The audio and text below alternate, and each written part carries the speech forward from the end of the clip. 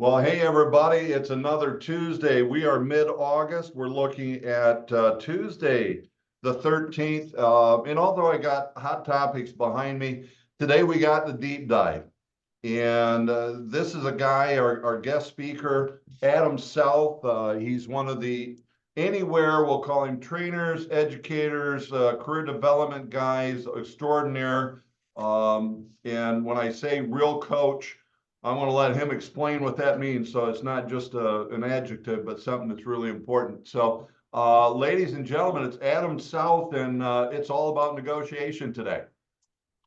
Yeah. Hey, thanks for the warm Awesome. welcome, everybody. Overwhelming me with hellos and hearts and things. So no, I'm just kidding. Great to see everybody.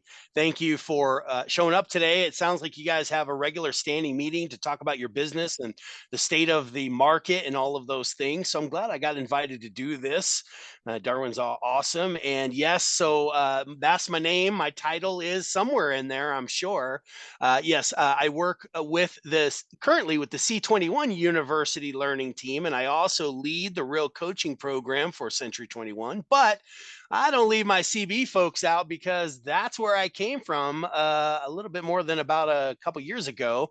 I've worked with the company-owned Coldwell Banker offices. I'm based here in Colorado, so I worked with that market specifically for a few years, and then moved up to work with our amazing and great partners in the brand, the franchises, you guys. And I have had the privilege every year of working with thousands and thousands of real estate professionals similar to you guys in all the different markets. And all that does is allow me to capture what's going on in the markets and figure out how can we as a brand support you in your goals. And I also get to share stories from the road because I hear the success stories. I hear the challenges, the pain, the pleasures, all of those things. I've been licensed in 2 different states, and although I'm currently licensed, I feel like I always say I have all of the pain and none of the pleasure of real estate because I stay licensed. So I stay up on all of these great things that are happening. I don't know if you've heard, but I think there's some changes happening this week. And in fact, I think it is tomorrow, right? Perhaps you've heard, but keeping myself current. So the pain is I have to do all the licensing and I keep all the things and all the stuff. But the pleasure is I don't get to cash that check, at the end of that transaction when I work so hard. And now I'm ready. Once everybody leaves the title office, I can stand on the desk and do the truffle shuffle. Does anybody know what the truffle shuffle is? Where are my Goonie fans out there? Anybody remember that? All right, Martha's laughing at me, so she either knows or she just thinks I'm funny. That's okay. And so that's what I do. And then, of course, the real coaching department. And yes, it's not real as in for real, but it is actually, and it's not for real estate, but it's actually an acronym and it stands for a process that we often use in coaching. The R is review the goal. So, what'd you say you were going to do? And then the E is evaluate the results. How did it go? What worked? What can you repeat? What didn't work? What got in your way and why? Either way, answer the why question. Now that we know those things, we can adjust the plan. And then, of course, when you come up with a plan, you got to come up with commitments. So the L would be locking in what you choose to do. Because as a coach, I don't tell anybody what to do. So if you love coaching because you love to be told what to do, don't ever think about coming to my coaching program because I feel like it's your business and I could tell you to do some things, but it doesn't mean that you would do it. And I hate telling people what to do anyway. So that's a little bit about me. And as I mentioned, live in Colorado. So I love all the things Colorado. I love the summer. I love off-roading and snowboarding and doing all the crazy things that we tend to do out here in the beautiful environment that we live in. So all things outdoor. Even cooking. So enough about me, because that was way too much stuff about me. We're not here about me. We're here about you, and we're here about some negotiations. That's the most important part.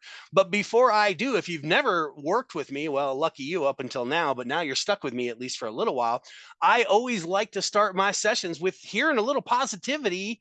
My friends, would anybody mind either at least putting it in the chat box or please get on that microphone and share with me? We can do it family style around here. What are you celebrating? What can we celebrate with you?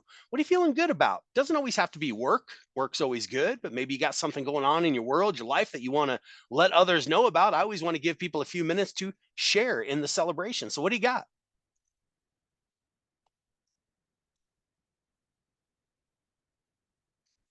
Hey Where there, do we Adam. begin? Hey, Hey Steve. there. Hey, how you doing? Hey, just celebrating 24 years of the birth of our first daughter on August 11th. So just Nice. Happy celebrate that. birthday. Yep. Yeah. Steve, are you going to get some cake? Well, she was in for the weekend and she just went back to Vegas. She's a reporter for one of the channels there. Oh, So that's really cool. I just like cake. I mean, sometimes I go to the grocery store and I buy a birthday cake and I have them write some random person's name on there because, hey, they're offering free icing on there. So why not take advantage of it, right? But congratulations and happy birthday. Love that celebration. Anybody else? What would you like to celebrate? Let me know. Don't be shy.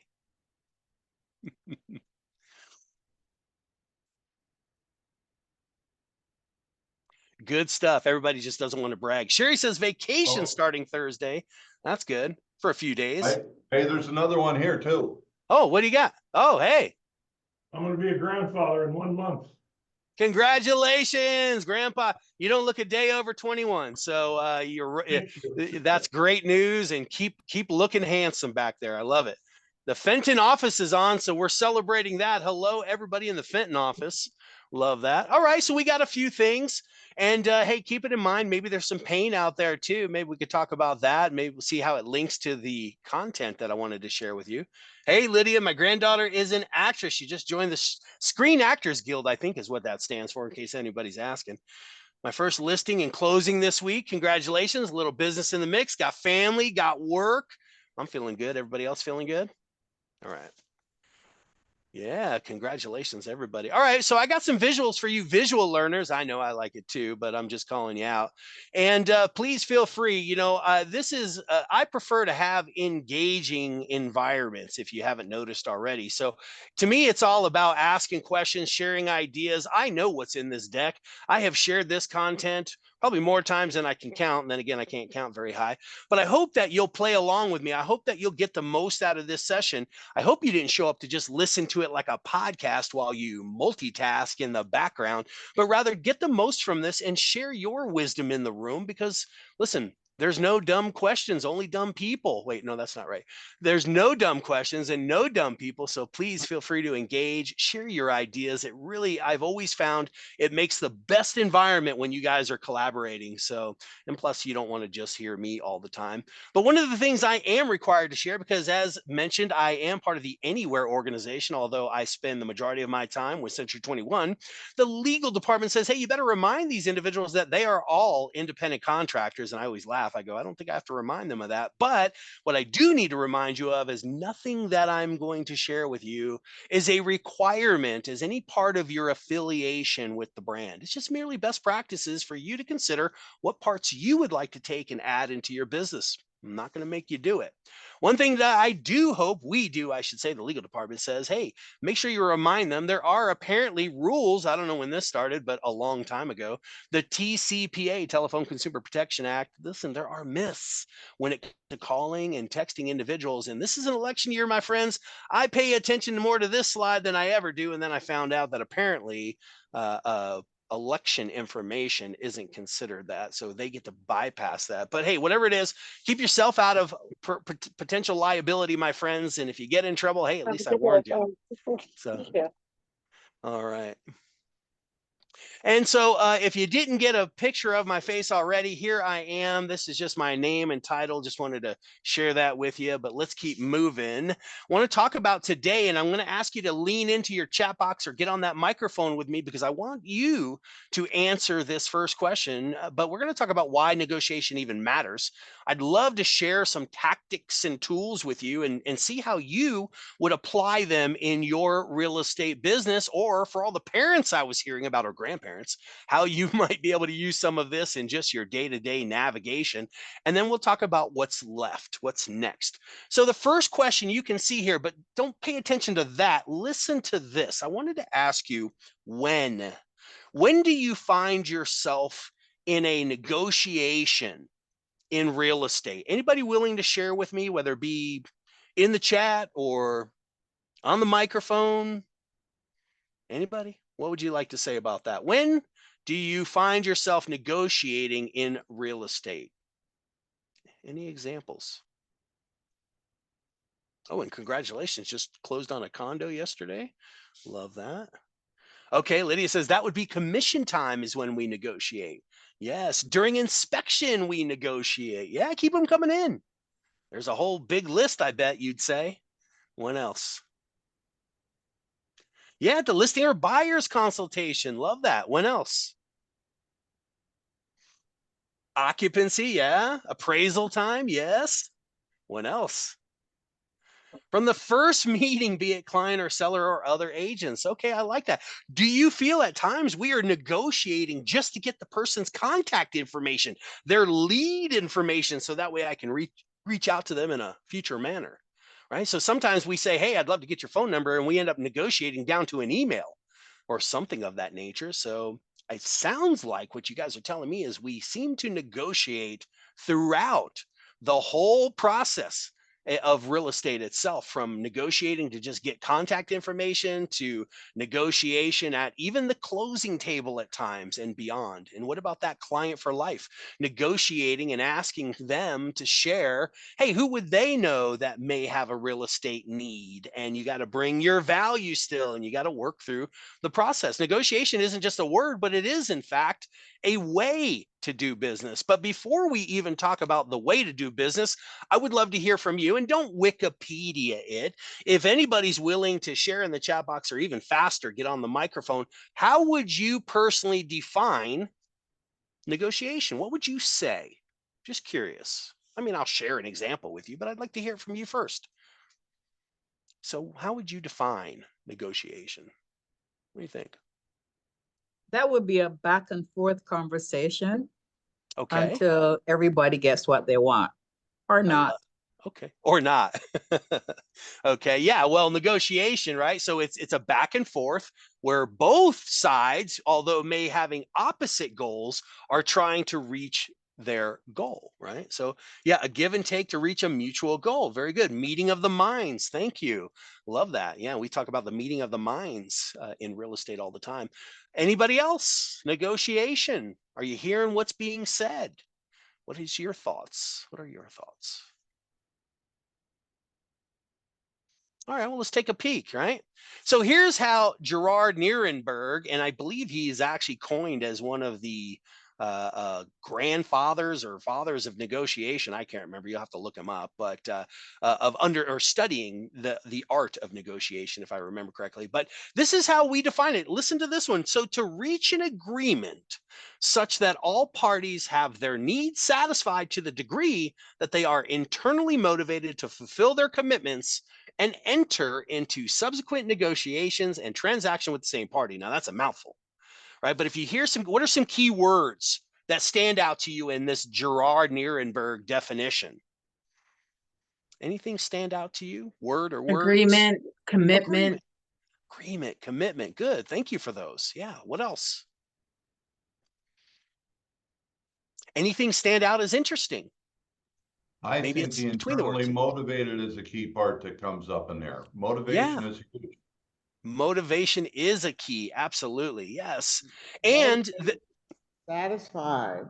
Satisfied. Yes. Satisfied enough. Not completely happy, but satisfied. We've heard that expression before, right? So, but enough to where they're willing to continue on the path to complete whatever it is that they're looking for. So yes, negotiation. So we negotiate from the very first time we get introduced to somebody, it feels like, all the way up until we continue to have relationships with them. Now put yourself in this perspective for a moment.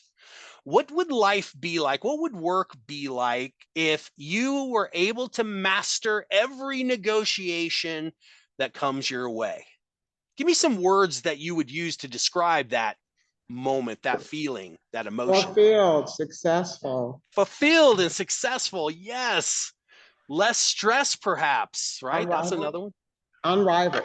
Unrivaled. Ooh, I like that one. Nice. From the back. Very good. What else? How would you feel? I would be a millionaire because everything would go my way. everything would go your way. And as a byproduct of that, Lydia would be on a beach somewhere with some kind of cold beverage and just be a millionaire enjoying the life. Or maybe she'd be here at work still. I mean, I work with plenty of millionaires. Okay. So it would be a good thing is what I keep hearing you say. And so let's take a little look into some styles of negotiation. We're going to talk about two. First one, let's talk about the position bargaining one. Now, this is where you kind of you have an adversary, right? This is where it's us versus them, me versus you. I have what I want, you have what you want, and they're different right now. There's going to be a winner and a loser. There is probably going to be some stress involved. And we know real estate doesn't ever have any stress in it, does it? Oh. And then, of course, no concern for the relationship. I am just trying to get to the finish line and I will get there by any means necessary, right? Who do I got to take out or whatever they say? Versus maybe if we look at the other side of what we want to talk about here is kind of that more value negotiation. And what does that mean? Well, it's where both parties, all parties, I should say, attempts to meet the needs of each other because we want to get to the finish line.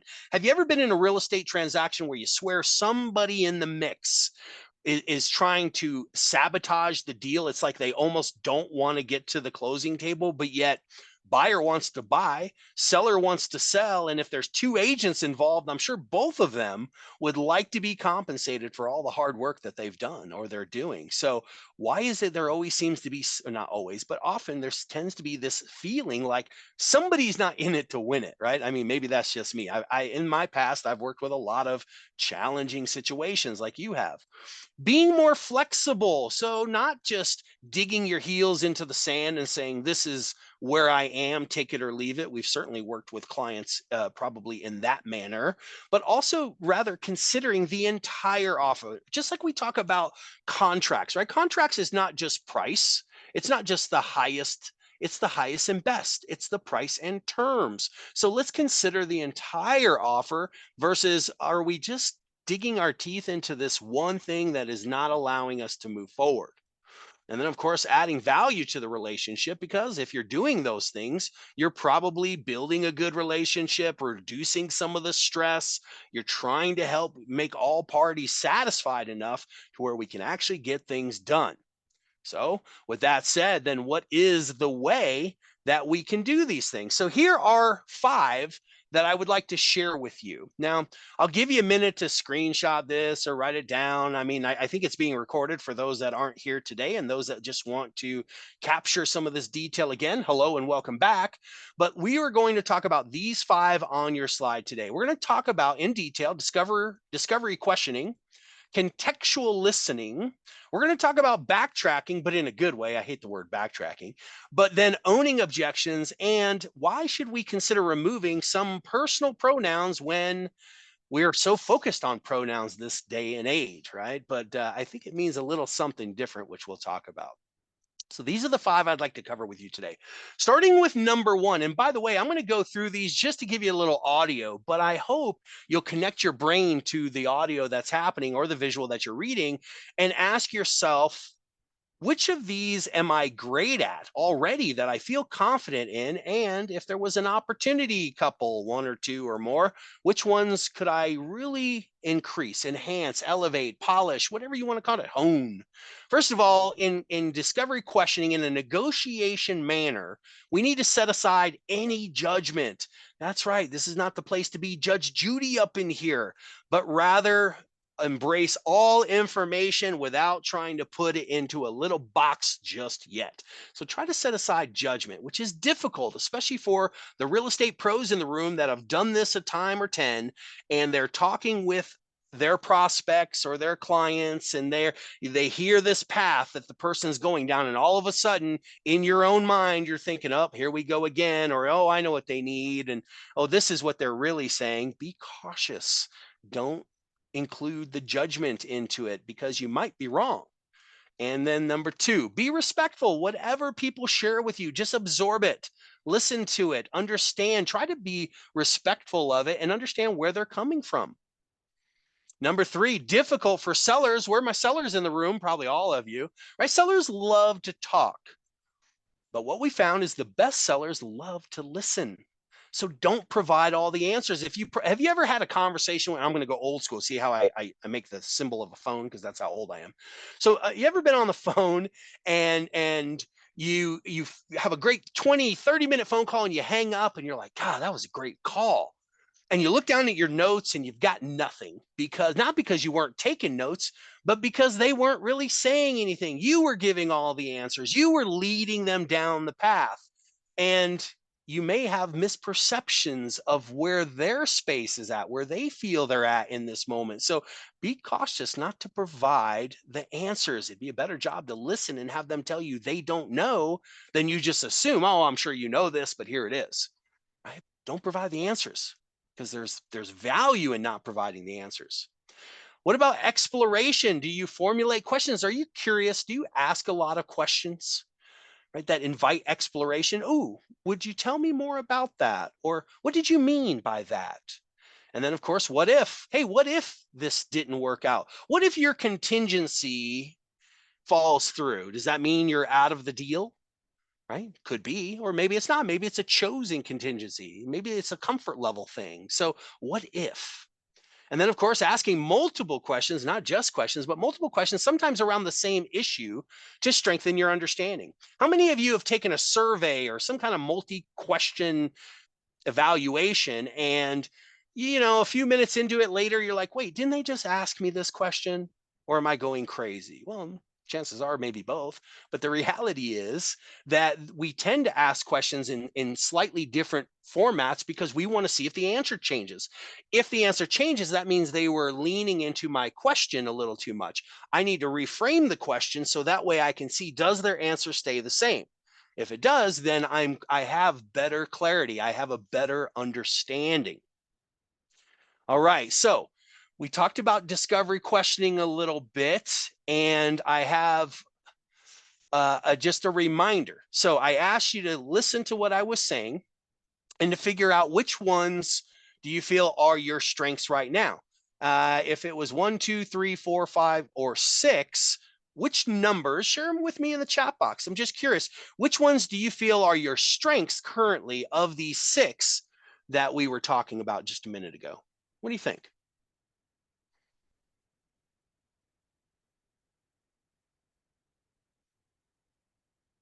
Okay, 2 is a strength, being respectful. Thanks, Steve. What else? Also 2, respectful group. I like it. Yeah, number 3, everybody's good at being respectful. Love that. Okay, anybody else? I'm gonna flip the coin over on you, see if you're bold enough to share. Number 6, number 1. So 6 is multiple questions. Number 1, setting aside judgment. Nice work, Lori. Lydia says 3, don't provide all the answers. I'm loving Danny that. says 1 and 2. Danny says 1 and 2, setting And aside John judgment. says 6. Dan says 6. Okay, multiple questions. John says 6. 6. All right, I'm loving it. Thank you for participating, by the way. I see a couple 4s in the group. So what if, or no, I'm sorry, Larry, formulate questions that invite exploration. Go ahead. Larry says 1, 2, and 4. 1, 2, and 4. Okay, nice. Respectful, judgment, inviting exploration. Tell me more about that. Okay, good. Thank you guys. Appreciate that. Good stuff. Now let's take the tougher question. Which one, just pick one for now. Which one do you think, if you focused on, could have a bigger impact on your negotiation skills? Is there one? If so, which ones is that? Danny goes with 4. 4. So formulate in questions that invite exploration. Okay, being a little bit more curious. I'm loving it. Okay, what else, everybody? Okay, I'm seeing some 3s, 5s, 4s. So 3s, don't provide the answers. That's my seller in the room. Love that. 3, 4, and 5. So exploration, what if? Okay, good.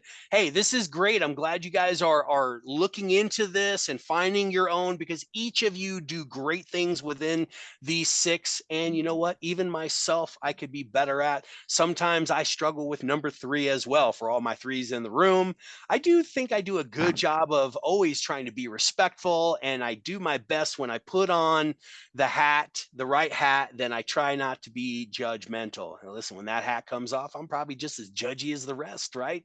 But I know the role and I know the impact. So when you're in that negotiation moment, Don't be judgmental, be respectful. Don't provide the answers. Formulate a lot of questions that invite exploration. You can use the what if scenarios and ask the questions in different ways to see if the answer changes to strengthen your understanding of how they are responding to you. Let's go a little scenario. Let's put discovery questioning to the test, my friends. So here's the question. It's just a little simple scenario. You're the seller's agent.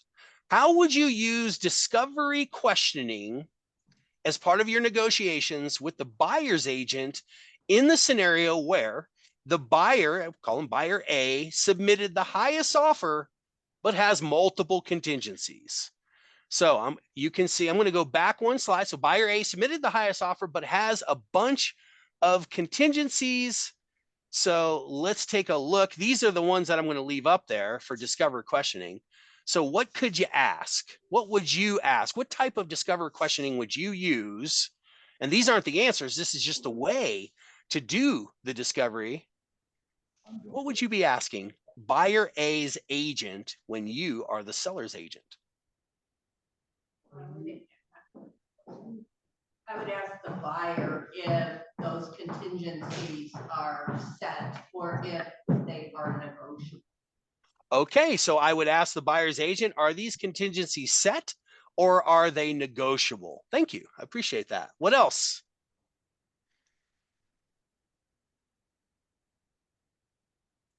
I mean, nobody ever received an offer with contingencies, I'm sure, right? I was looking at the wrong one. How can we get around your contingencies, or what can we do to satisfy your contingencies? Okay, what can we do to get around them? What can we do to satisfy them? What will it take, essentially? Good. What else? I would This ask what letter- the buy, yeah, go ahead. Go ahead, Mr. David. Sutter- Oh, sorry, Lydia, go ahead. Go ahead, David. Okay, I would ask, what is the buyer trying to accomplish by these contingencies? Right. Okay, what are they trying to accomplish? Is it just an emotional connection, or is this something that could be a deal breaker? What are they trying to achieve? What were you going Well, to say, maybe Lydia? there's other ways to achieve it. There could be other ways to achieve it. Let's find that out, right? So very good, very good. Okay, Lydia, what else? So if my seller chooses your offer and the Say that one more time, Lydia. Oh, I lost her. one that, if the seller chooses your offer and it comes down to two offers and yours is one, what are you willing to give up so that you can be the winner? Oh, okay, so if it comes down to you and somebody else, what are you willing to give up? Going back to the importance or the demand of the contingency itself. Great stuff. All right, thank you guys. That was good. All right. Let's take a look at, now that we're asking the questions, let's move through and let's talk about shift into listening. And it's funny, you know, I've talked about listening for so many years, and I always thought there were really only three levels or ways of listening. And I found out there's actually a lot more, but we tend to focus on these three the most. These three are kind of things that we would see are very common, not only in our industry, but just across the board. So internal listening is where we are listening through our own experience. Putting this into real estate terms, you're dealing with a client, you started to work with a client, and they're starting to say some things, you're starting to see some things, and you're like, oh, I've been down this road before. I'm asking them a question. Here's their answer. And I'm like, oh, here. So they're that person, or, you know, whatever you're thinking. You're starting to bring in past experiences, your current experiences, and you're thinking more about you and less about listening to them and what they're saying. Ever been in that scenario? I know I have. You don't have to answer that one, just more of rhetorical. Then we get up into a level, we call it focused listening. Now, the good news is at this level, you are, or the listener is focusing on the other person's words. So we are getting a step closer to that effective style of communication where you as the listener is undistracted and hopefully fully attentive to the person that's speaking to you, to their words.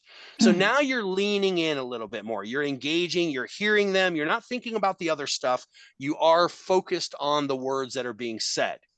Right? And then, of course, the level 3, as you can see here, is contextual listening. And that's a little bit different because this is where now not only are you having elements of focused listening, you are focused on the other person's words, but now you're including some other elements. You're including body language, eye contact, the things that they aren't saying. Remember, sometimes the power of silence is key because you get to see what's happening, not just hear what's happening. In a way that I've always described it is it's kind of like we're activating our spidey senses, our negotiation spidey senses, and we are looking for also not just what they're saying, but also those nonverbal cues.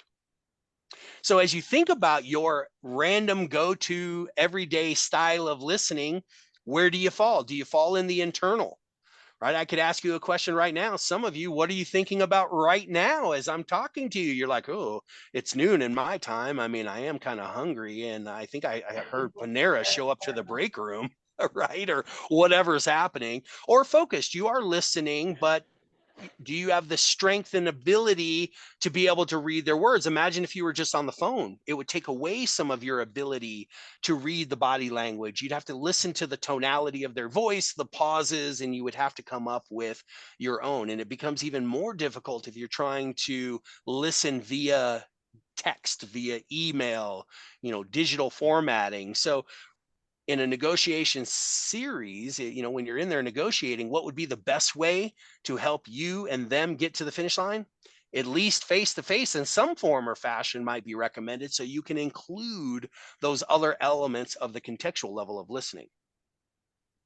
All right. So, speaking of, right, use silence to your advantage. This is a word from the wise. And by the way, in any of our content, anytime you see that little marker, this is somebody's quote from the people that we did research and interviewed and collected information from as we built out these programs for you.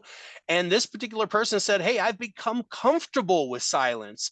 Silence can be a very powerful negotiation tool. It can signal displeasure, emphasis of a point, or loss of interest, or brainstorming a second opinion. I take these moments of silence to allow my clients to think twice about their answer versus you get the answer you want. And you're like, oh yeah, good, I figured. And then you keep pushing on.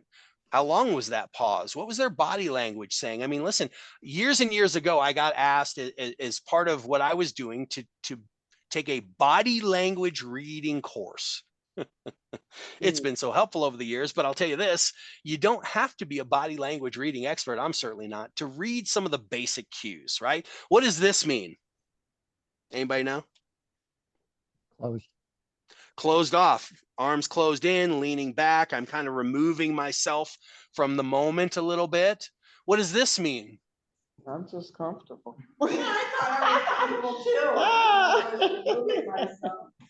Oh, I called somebody out. I see. Yeah, like, I'm just comfortable, I promise. Busted. No, I'm just kidding.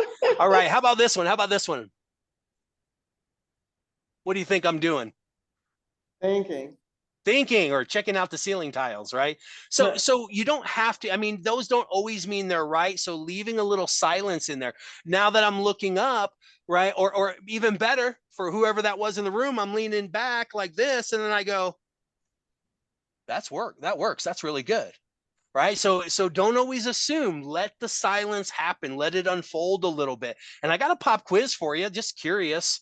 How much time do you leave things in silence? Anybody know? How long in seconds or minutes or days? How long do you leave that silence between the words? What do you guys think? John says 30 seconds. 30 seconds. Okay. Valerie, thanks. Silence can also cause more information to be revealed. Yes, if you gave them the chance to speak, they might just come up with more information. Don't assume the pause is the end of where they're at until you know, right? Okay. 30 seconds, perhaps. Do you agree? No, I think More, less? less. Less. All right. So, there is really no amount of time. It's kind of a loaded question. I think you have to feel it out. Oh, I love that, Lydia. I've always heard that quote, whoever speaks first loses. I believe there's some truth to that. But I'm not 100% sold on that, but I think that's just because I like to talk. So maybe that's my excuse. But think about it like this. You got to give it enough time until you know. And if you're not sure, give it a little bit more time.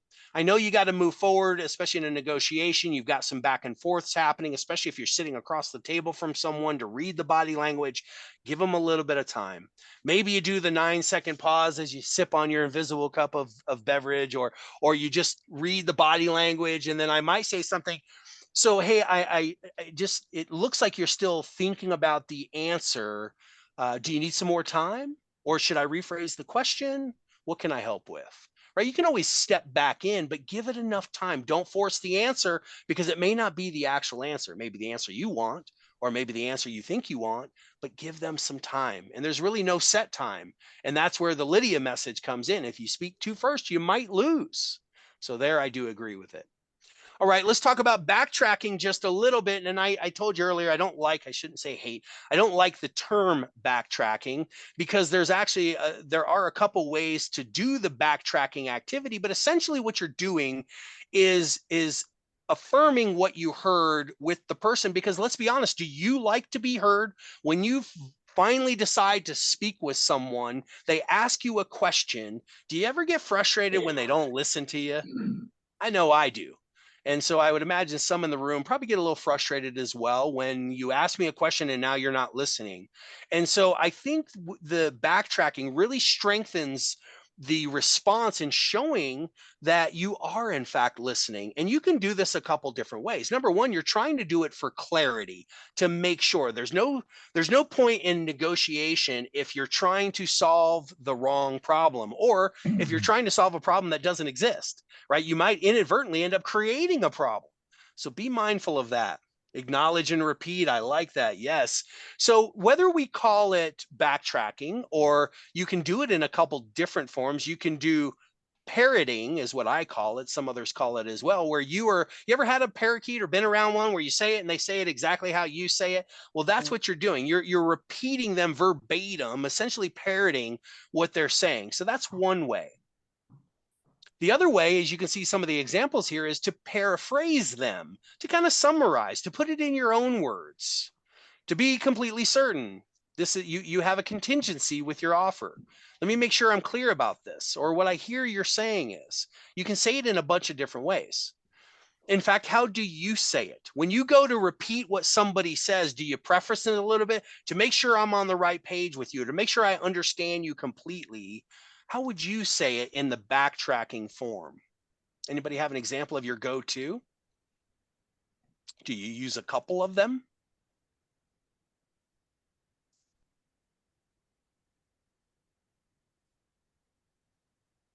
Well, we know acknowledge and repeat is definitely one. And is it Jacinta? How do you pronounce your name? I'm curious. I got to know. I don't want to butcher it. Please tell me. Jacinta. Jacinta, thank you. Sorry that I didn't automatically know, but thank you, Jacinta. And thank you for that acknowledge and repeat. Yes, just to be clear, you said ... Okay, very good. Anybody else? Do you have a favorite one? I mean, they all work. And whether you do it exactly verbatim how they said it, sometimes people like that, or you're summarizing for yourself and you want to make sure you're seeing the cues, either they affirm it, they acknowledge it, or they're giving you the marble in the head rolling in the right direction. Okay, that's good. So just making sure that they have been heard, because people love to be heard, especially during negotiation, and it is an important negotiation tactic. So let's move into backtracking. So buyer A submitted, it's the same scenario. They submitted the highest offer, but has multiple contingencies. So put it into a role play scenario where you might use backtracking in your negotiation process with buyer A, who submitted the highest offer but has multiple contingencies. Give me an example of how that feels. What would you say? And you can make up a part if you need to.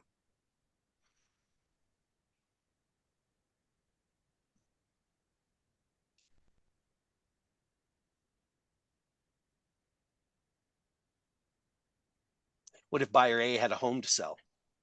How would you backtrack?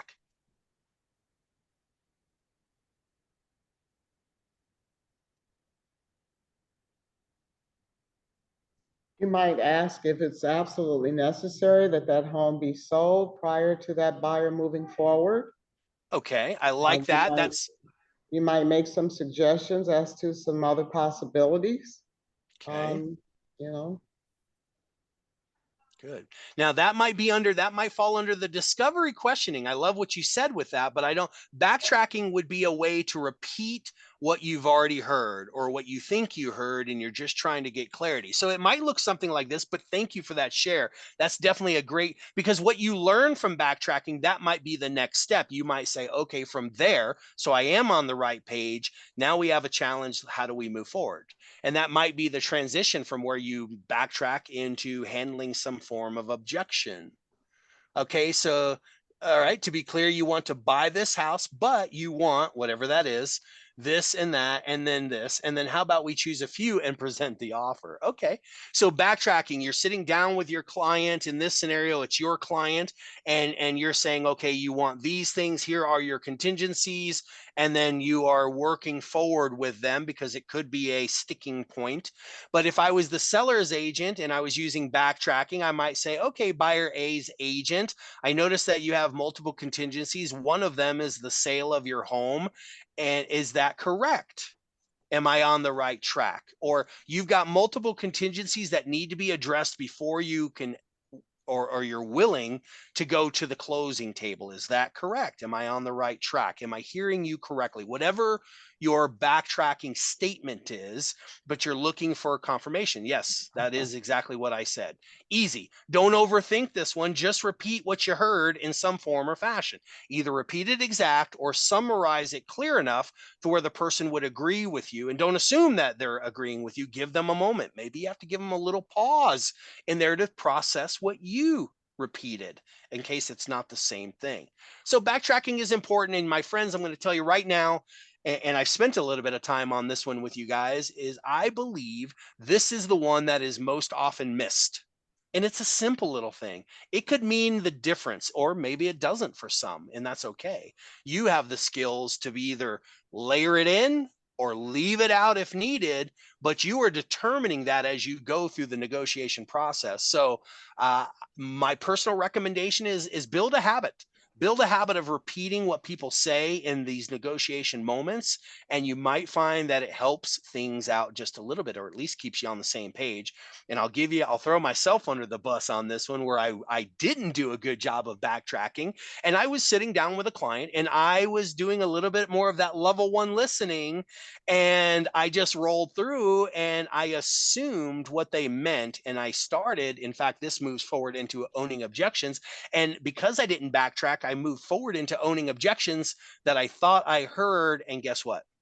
Well, beep, beep goes the bus, because I was handling the wrong topic. It wasn't even what I had brought up was not the concern, whereas I assumed it was. I wasn't listening. So I had a lot of violations going on in just that one little scenario in a simple little negotiation moment in a real estate transaction. So be mindful, no matter how big or no matter small, sometimes these things make all the difference. And imagine going back to what the vision of what life could look like if you mastered every negotiation. What if backtracking was one of those little keys that could have a big unlock? Sherelle says, are you willing to lose the deal? Yeah, well, let's hope not, right? That's definitely not a good direction to go in. So let's talk about the objections themselves. And you know what? I mean, I'm going to look on the right-hand side, on the positivity side. When you own objections, then it builds and inspires trust. It demonstrates your competence and therefore helps build your confidence. And guess what? Guess what they start to think? Your confidence shows me you have the skills and the resources to get this job done. Because if they're not believing that, and you can't make them think that for themselves, you can demonstrate how you own objections, and they may come to that conclusion. But if you stumble or you're not handling objections as well as you can see it's the opposite. It erodes the trust. They may start to second guess and say, wait a minute, I'm not sure you know what you're doing in this particular situation. Maybe you aren't the right person to help me. And guess what? They may not say that to you, but that little tiny seed gets planted into their brain somewhere. And maybe that's strike one.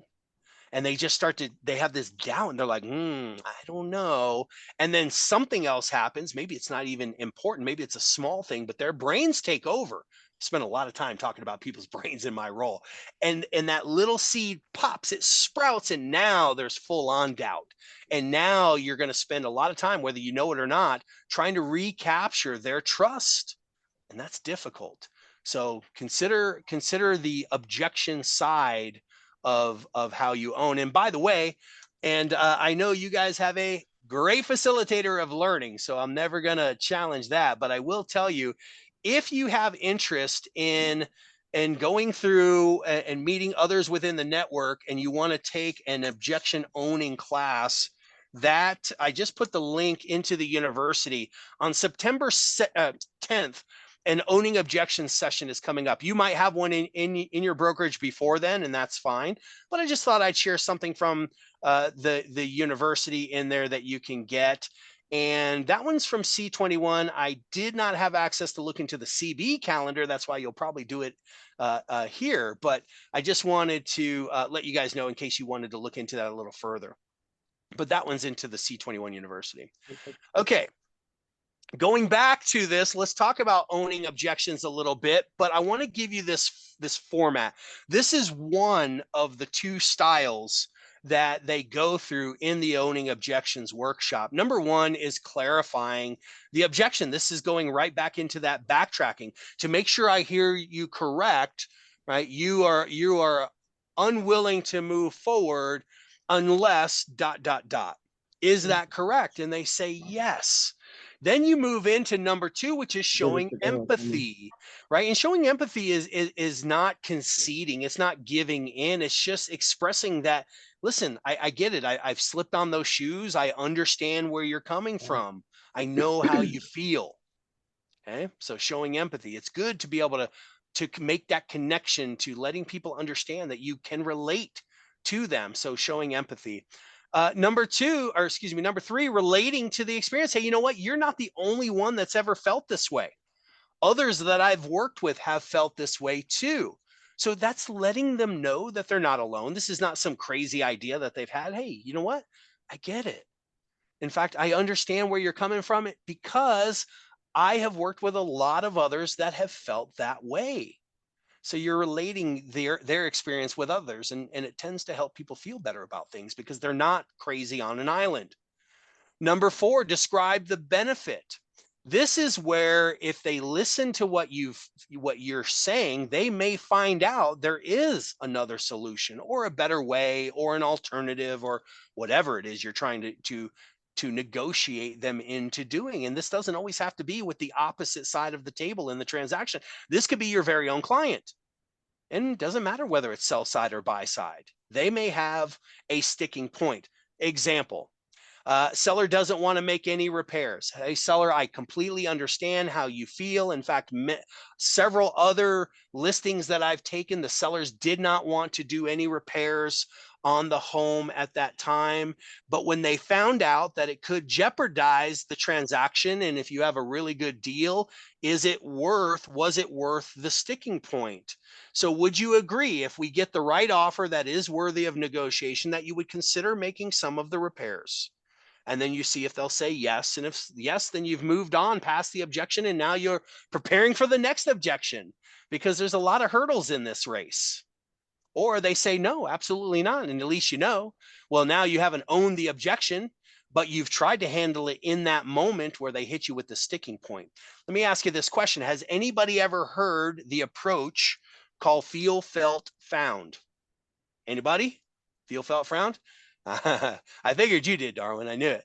So, but anybody else here or ever heard of feel, felt, found? That's what this approach is. It's not complicated. It's tried and true. It's proven over many times. And this is just the process, except for we put the clarifying of the objection and the agreement on the bookends, but it is feel, felt, found. So if you've ever read up on that, or if you use it in your negotiations or you're handling objections, it's a great little technique. It's not complicated to learn. And the best part is you don't have to use the exact words feel, felt, found. I could say feel, I totally get where you're coming from. You know what? I've worked with many that have felt that same way. See, I can use felt, but what they found out or what they decided to do once I educated them was they were able to move forward with a solution. So you don't have to put it into a little box of feel, felt, found. Be yourself, but the elements are understanding, showing empathy, relating experience to others, and describing the benefits if they're able to see them that far in advance. So owning objections, same scenario. Buyer A still submitted you the highest offer, but still has multiple contingencies. So as the seller's agent, how would you own the objections to negotiate? Right. And I guess, right, maybe there is a sticking point. Maybe it is a contingency because they need to wait for the closing of their home before they can move to the new one. I think we've been using that one a little bit. So how would you own the objection? Would you say, you know what, I totally get it, buyer, home seller, you're putting I'm sorry, it's buyer, I'm getting confused. Sorry, buyer, I get that you have a home to sell, but would that stop you from being able to close on this transaction? If others have felt that way, but they found that there were solutions to it, and if we could find you a proper solution, would you still be able to close without the sale of your home, or something like that? Right. So it is going back to the feel, felt, found approach. All right. Any thoughts on that one before we move on? Are you willing to give it a try? Does it sound crazy? I don't know. I think about those elements of negotiations, and I bet so many that I've worked with in the past in this very topic do many of these elements that you can see, just like we put it to the test, but some of them may not have the strength in certain ones than others do. And so, consider these 5 elements: discovery, questioning, contextual listening, backtracking, owning objections, and removing the personal pronouns, which we'll talk about in a minute. Which ones are you great at? Which ones do you think could really help strengthen the result of your negotiation skills? Okay. So let's talk about the personal pronouns. I know there's this big thing about pronouns these days. This is a little bit different, but it is being mindful of pronouns. And a lot of individuals, when they are negotiating, have you ever called, have you been on the buy side and you called a listing agent and you're like, hey, how did you and your client come up with your price? How does that sound at times? Anybody? I mean, you heard me just say it. What were some emotions or some words that popped up in your head when I said that? How did you and your client come up with your price? Condescending. Condescending a little bit. Yeah, probably true. Confrontational. Confrontational a little bit. Yes. What else? Love it. They're accusing you, jamming. Accusing you. Yes. Accusational. What else? If I said that to you, what would be the first thing you do besides probably, curse me out? I mean, are you rolling up the defenders, the shields? Are you getting ready for battle? A lot of people think that, right? So let me ask you the question: because the pronoun you, it now all of a sudden can feel like it's an attack. If I said, how did you and your client come up with your price? Whoa, why are you pointing fingers at me, right? And the defenses, and then that doesn't help negotiations at all, especially when you're adding barriers between you and where you're trying to go. So how would you reframe this to where it was not accusatory or create defensive moments? What would you say to still find this answer out, but you want to keep the personal pronoun thing in mind? How would you say it? What resources were used to come up with the sales price?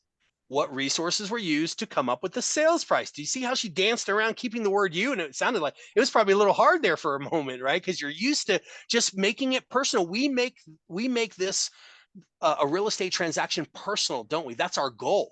We want to make it very personal, very customized to them. But in negotiations, we have to be mindful that it could become a little too personal. So yeah, questioning their ability. So some recommend you could say it like this, simply put, well, what was the thought process around the price? So very similar to what we heard, right? You can, of course, say it your own way, but it removed the pronouns. Hey, what was the thought process around the price? If I were to turn that into a negative one, I could have been like, what were you thinking when you priced this thing? Right? So I know it feels that way sometimes, but we want to try to take the upper hand. Remember, negotiation takes multiple parties, as we said in the definition, but always kind of look at yourself as the conductor of the orchestra. You're trying to control the tempo. You can't control everybody else and what they're doing, but you can try in a negotiation system. So instead of trying to put more barriers, as I said earlier, try to keep those barriers to a minimum or try to work around them. Just try not to add them. I'm just curious what else you Yes. could come up with beside what you just said, because it still sounds like you're saying, what were you thinking? It sounds like that. Let's go to the group. There's many better minds in here than me. That's what you want to find out. How would you say it without it becoming so maybe attackful? What would you say?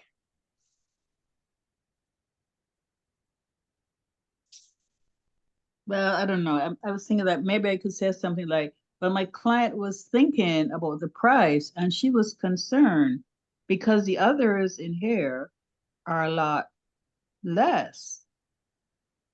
Could be, right? And so And you're then still leave it like a hanging so that no, they have to answer.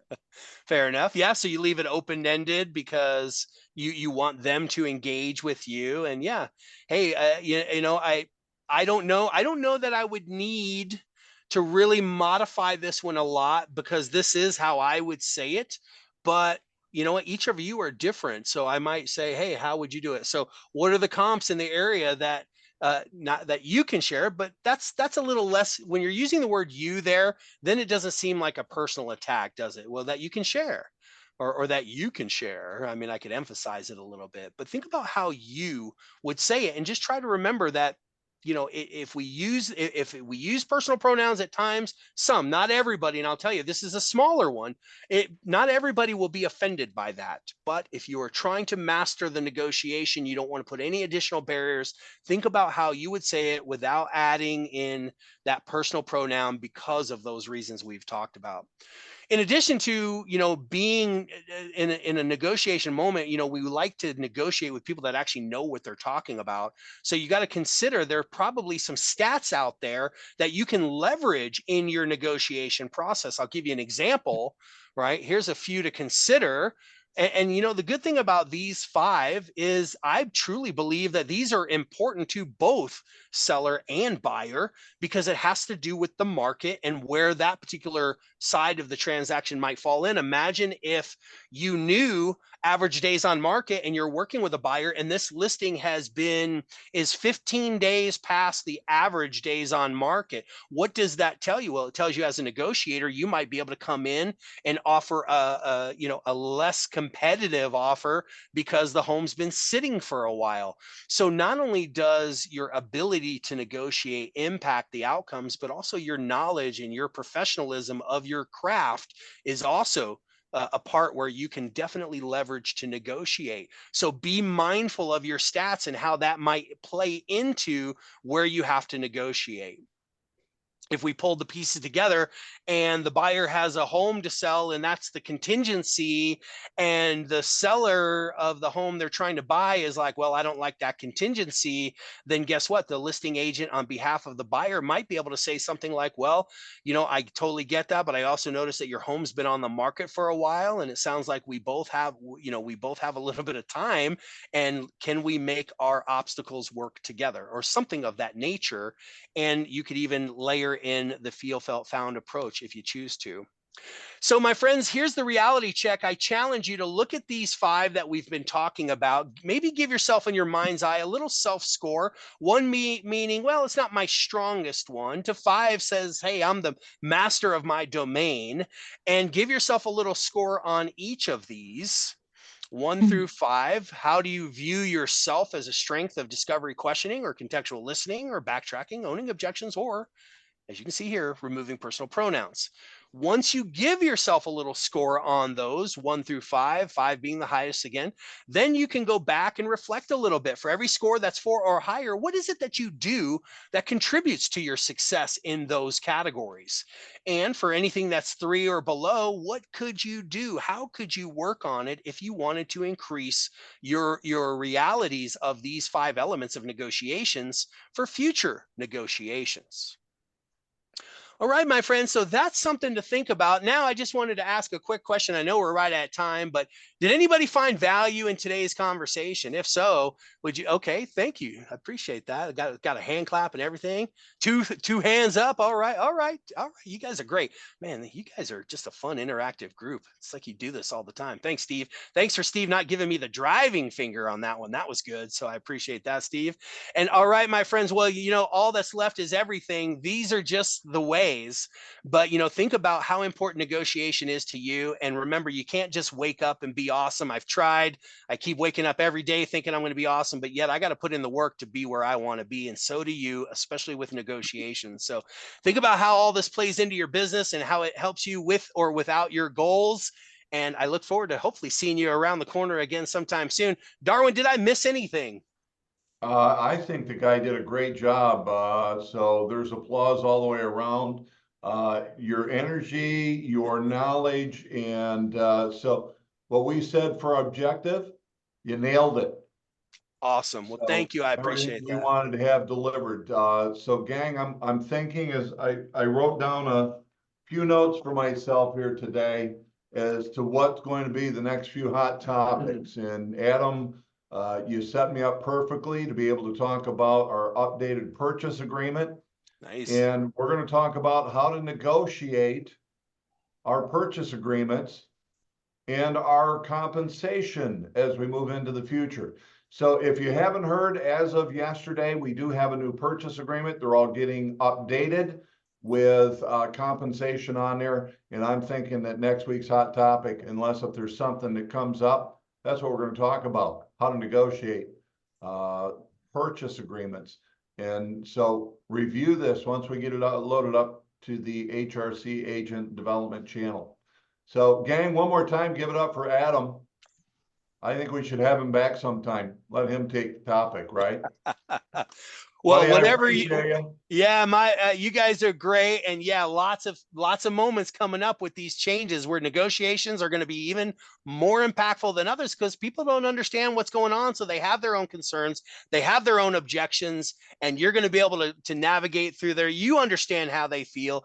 You've had worked with plenty of people that have felt that same way, and you're going to help them find the solution to where they want to be. Thank you guys. I'll see you soon. Take care. Have a great one, everybody. We'll see you next week.